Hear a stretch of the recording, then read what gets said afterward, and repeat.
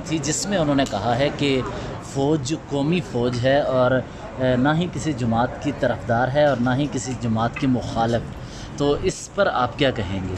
دیکھیں، اس میں کوئی شک نہیں کہ فوج پاکستان کی اور پاکستانی ہونی چاہیے اور فوج کے ساتھ پورا پاکستان ہے، لیکن یہ تاثر ختم ہونا چاہیے کہ فوج کا پالیٹکس میں کوئی عمل دخل ہے یا یہ کہ فوج کسی ایک خاص پولیٹیکل پارٹی کی مخالف ہے، یہ پریکٹیکل ٹرمز میں بھی ختم ہونے چاہیے۔ لیکن کیا اس کے لیے آپ کیا کریں گے، عملی طور پہ کیا کریں گے؟ سر، ایک فوج کی جانب سے یہ بتایا گیا ہے کہ لیفٹیننٹ جنرل فیض حمید کے خلاف ٹاپ سٹی کیس میں ایک درخواست وزارت دفاع کو موصول ہوئی تھی اور فوج نے آگاہ کیا کہ ریٹائرڈ افسر نے آرمی ایکٹ کی خلاف ورزی کی۔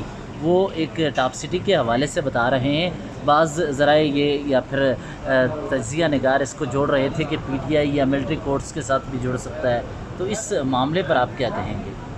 جنرل فیض حمید پہ ہم نے بڑا ایک پالیسی سٹیٹمنٹ دی تھی اور وہ یہی سٹیٹمنٹ ہے کہ جنرل فیض حمید فوج کا ایک انٹرنل معاملہ ہے، وہ جس طریقے سے اس کو ہینڈل کرنا چاہے وہ ہے۔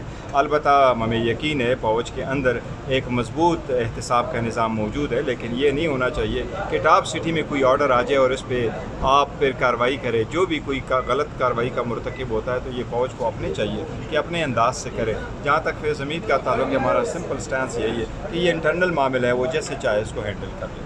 سر، انہوں نے کہا ہے کہ فیض حمید کیس اس بات کا ثبوت ہے کہ پاک فوج ذاتی اور سیاسی مفادات کے لیے کی گئی خلاف ورزیوں کو کس قدر سنجیدہ لیتی ہے، تو یہ سیاسی مقاصد کوئی مفادات ہوں گے فیض حمید کے؟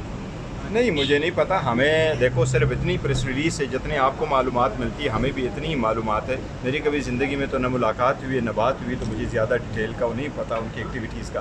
لیکن کوئی بھی بندہ جو کوئی ایسی کارروائی کرتا ہے جو غیر قانونی ہے، اس کے خلاف اگر فوج وہ کوئی ایکشن لینا چاہتی ہے، چاہے وہ یونیفارم ہے چاہے وہ ریٹائر ہے، یہ ان کی ثوابدید ہے اور وہ آرمی ایکٹ اور ان کا جو کوڈ بنا ہے اس کے متعلق یہ کارروائی کر سکتی ہے۔ Thank you sir.